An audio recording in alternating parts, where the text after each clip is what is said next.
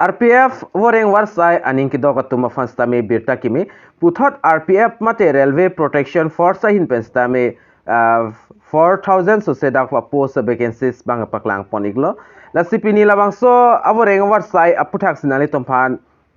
labangso video long klar dagalam nang than pachini ponikpo la pe nali tum labangso video jong si Facebook page long silang pol da page bang nali tum follow igon la pe YouTube long jong silang pol te nali tum labangso YouTube channel nalitum subscribe igon latest update kilong ji afan stami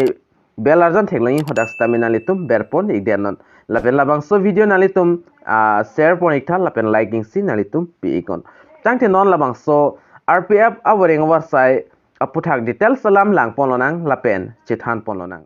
lapen dak RPF ahin pestame da woreng warsai paklang poniglo RPF pulo tangte laki Railway Protection Force mate RPF pulo short form ben gipuan pon labangso woreng warsai stame dak paklang pon iglo la silabangso details non nili nali tomphan paklang pon ikpo lapen than pachini pon ikpo organization amen Railway Protection Force lapen apply process labangke online post amen labangke constable lapen SI post lo apply last date labangke 14 May 2024 si apply bang last date lo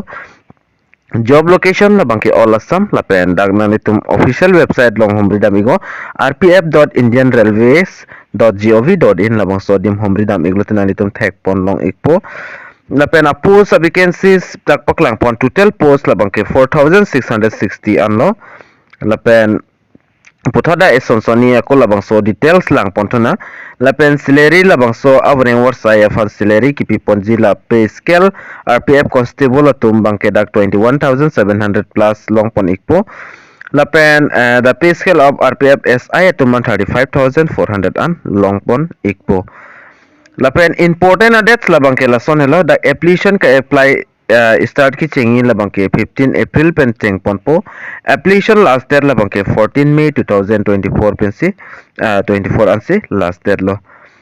lapen age limit langdam lo pulotang te da constable afan bangke 18 pen 28 arta an setame jogdun long ikpo sub inspector afan 20 pen 28 arta molam abang pu mate abang fetum jogdun long ikpo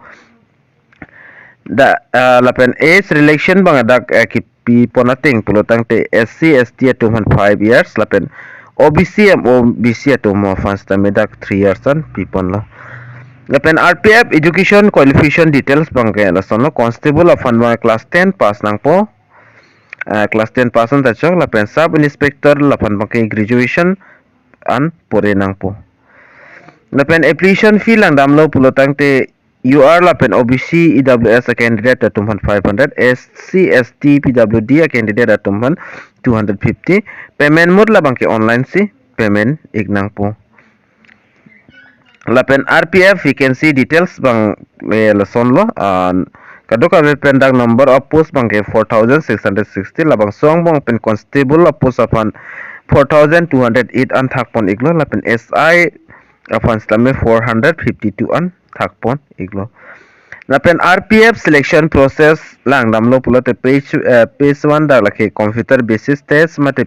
CBT test and pon po lapen PAT lapen PMT test tame da and pon ikpo lapen documents tame verification ikpo lapen medical examination and pon ikpo selection process banglol RPF selection process labangke ke apply nahi ya process labangke kadu kawita chini ikpo aprangjong si ke apply dun tang tumdo olo pulda alang le tumbang chini pon ikpo official website long humre dam iksi hoda registration paprang nang po lapen documents signature photo upload nang po fee payment nang po lapen submit nang po acknowledgement alu mate labangso number banani tum print out ikpen bi kok nang po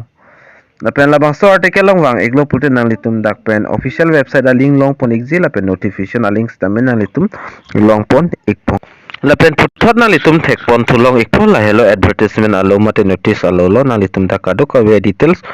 labangso notice alo sinang litum thek pon long ikpo lapen labangso notice alo stamen nili nang litum han telegram channel long stame pipon ikpo lapen nang litum hodakpen klar dak lang pon ikon lapen chini pon ikpo lase apor bang ke apply apor bang non ta dolang lase non ta dolang muthe adet banang le lelang lase labang so aprang Kopi pia dokumen sikin engzima labangso alu along stami tokpon ikthai lola sinali tum labangso documents daki tokpon anbang kenali tum ready ikthai ra bi kogon mo apor nang le lokpul nali tum apply dun long fit jia fano la pen joy ikke ka apply dun hutang ka siksak avide ji fano la se labangso video nali tum kan ma share un share go kar biang long rasta me pachinik nang la pen palang iknang kadu kavia rasta me la pen lasa video nali tum jong si Facebook long lang pulo tang te page bang follow igon lapen videos tam share igon lapen labang so YouTube channel long si nali tum lang pulo te labang so YouTube channel tam nali tum subscribe igon tang te dumi thak mi kadu kavi kar bitish 2.0 YouTube channel long kelang ra du an phans tame Facebook page long kelang ra du an phans tame nilhin pen kardom to change your